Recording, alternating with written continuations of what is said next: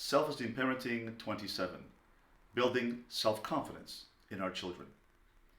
It is very difficult and disconcerting when a parent hears a child come home from school and say, I'm really not good at math. I'm dumb. I'm not going to make it. I'm going to fail. Or they say, I don't really fit in into my social circle. I don't really fit into my friends. I'm not popular. I'm not with it. I'm not in the cool crowd. Or I'm just a failure. These are very, very sad words for a parent to hear when a child is speaking negative self-talk about themselves. Where does this come from?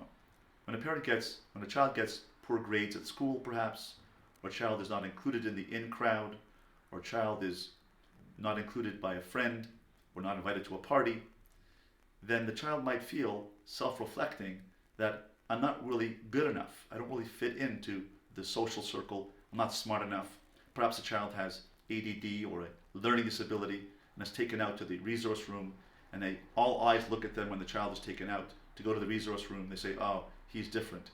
He's not good enough. He's not like us. Child could develop a sense of, I don't belong here, and lose self-confidence. The Alter Slobodka says that when we lose self-confidence within ourselves, the source of this idea is from the people of Amalek. Amalek in this week's Parsha attacked the Jewish people, as Rashi says, b'mikre, by happenstance, even though God took the Jewish people out of Egypt with miracles and wonders, the 10 plagues, the splitting of the sea, the drowning of the Egyptians at the sea. Nevertheless, the Amalekite nation said, accident, happenstance, mikre, it was random, there was no design, there's no divine providence. Amalek stands for the idea of it's by accident. There is no divine providence. The Jewish people are not worthy of God's providence, of God's watching them. And therefore, the same idea is when we, as Jewish people, say that God is not watching us, then that is an Amalekite attitude. Did we say that? Yes, we did. The Alter of Slobodka quotes Shmos, chapter 17, verse 7, and says, when the Jewish people came out of Egypt, we said, Hayesh Hashem b'kirbenu im ayin. Is Hashem with us or not?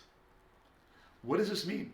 How is it possible the Jewish people saw God's hand in their lives, and yet they asked, Hayesh Hashem b'kirbenu im ayin? Is there God amongst us or not? Is He with us or not? And the Alter suggests a revolutionary answer. He says, this looks like a lack of trust in God, a lack of emunah in God. It's not, says the Alter. It's a lack of emunah in themselves. The Jewish people lost faith in themselves. At the beginning, when they came out of Egypt, they felt that they were worthy of God's attention, God's divine providence. At a certain point in time, when things get difficult, and they had trials and tribulations in the desert, they said, oh, I don't think we're worthy anymore. They always had faith in God, but they lost faith that they were worthy of God's attention. That is the sin of Amalek. When we lose faith in ourselves, the source of that idea is that we lose the sense of hashgacha in our lives. When we believe in God and believe that we are worthy of God's attention, God will give us more hashgacha. The more we believe in hashgacha, the more we believe in God's divine providence, the more He'll show it to us. Divine providence is something which is earned. And therefore, when we believe that God is watching over us, of course, then He will take away the mask of His divine providence and show more of it to us. But if we show that we lack confidence, that we're worthy, I'm not worthy of God's attention, then God will say, well, if you're not worthy of God's attention, then I'll absent myself, and I'll leave you to the devices of natural courses of history. But the more we believe in God's attention, that we're worthy, that we are at Tselem Elokim, that we have God's divine presence within ourselves, and that we are guided by divine presence as a nation, then we are worthy of more providence from Hashem. The more we believe in Hashem, the more He will reveal His hashgacha to us. When a child says, I don't belong, I don't fit in, our response must be, you are part of the Jewish people. Hashem has always guided the Jewish people. You're a valued member of Klal Yisrael.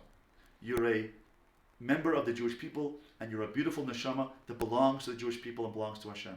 Hashem is the guide of the Jewish people, And therefore, every single member of the Jewish people is part of that guidance. And you too, you and I, parents, and you, my Zizkite, my little child, you too are guided by Hashem. We have to include them as part of Hashgacha, that Hashem is divinely guiding the Jewish people and every member of that nation. And you, my Ziz, you, my child, are part of that nation. And you are worthy of Hashgacha.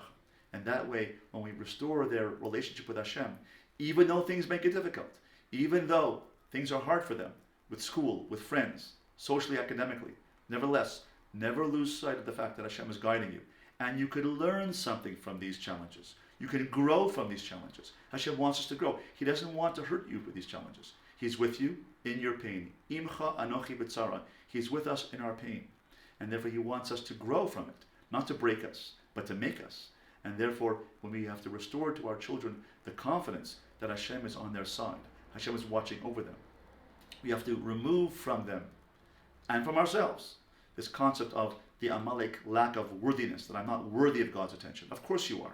You have Tzelem Elokim, you're part of the Jewish people, and things are difficult, but Hashem guided the Jewish people. He guided the Jewish people through the desert. He guided Avram Avinu through 10 tests. He guided through the tests of Yitzchak. He guided Yaakov Avinu's 10 tests, many tests, and therefore we too, when we go through tests and challenges, Hashem is guiding us as well. You're worthy of Hashem's attention. You're part of the Jewish people, and Hashem loves you even when things are difficult.